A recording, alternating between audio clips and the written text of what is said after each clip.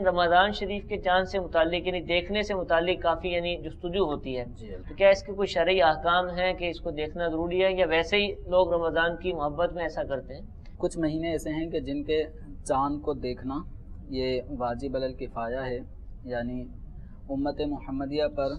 اس کے تمام افراد پر سمجھ لیں کہ یہ چاند کا دیکھنا ضروری ہے۔ تو ان میں سے ایک مہینہ ہے ماہ رمضان المبارک، یعنی شعبان المعظم اس کے چاند کا،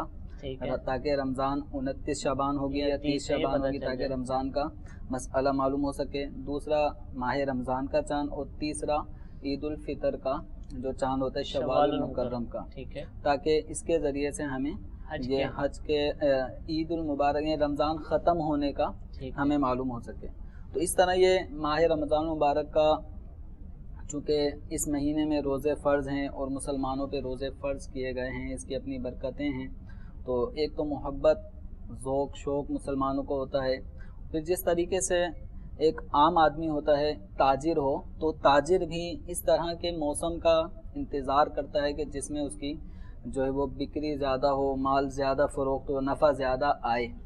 تو اسی طرح جو نیکیوں کے حریص ہوتے ہیں، جنہیں نیکیوں سے پیار ہوتا ہے،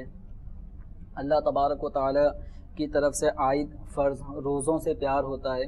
تو وہ بھی ماہ رمضان المبارک کا بڑی جان کے ساتھ دل و جان سے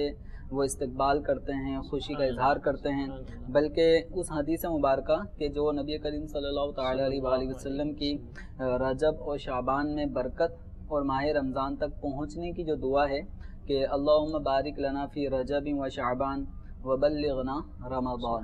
کہ اے اللہ ہمیں رجب میں اور شعبان میں برکتیں عطا فرما اور ہمیں ماہ رمضان دیکھنا نصیب فرما۔ تو اس دعا کو بکثرت اہل اسلام اس دعا کا اللہ تعالیٰ کی بارگاہ میں اس دعا کی برکتیں حاصل کرنے کے لیے دعائیں کرتے ہیں، اور ماہ رمضان حاصل کرنے کی اس تک پہنچنے کی کوششیں کرتے ہیں۔ وہ کیوں نہ کریں کہ ماہ رمضان مبارک کی بہت برکتیں ہیں، یعنی یوں سمجھ لیجئے کہ انسان اگر نفل ادا کرتا ہے ماہ رمضان المبارک میں تو اس کو فرض کے برابر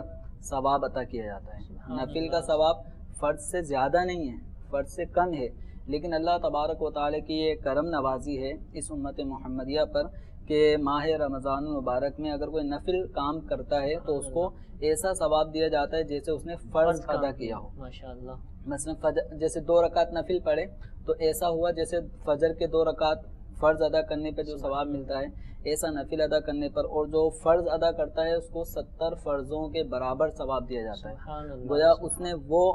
اگر فجر کے فرض ادا کیے ہیں تو گویا ایسا ہوا جیسے اس نے 70 مرتبہ فجر کی نماز فرض انسان ادا کرتا ہے، تو جو اجر و ثواب اس میں ملتا ہے تو وہ یہاں پہ ملتا ہے۔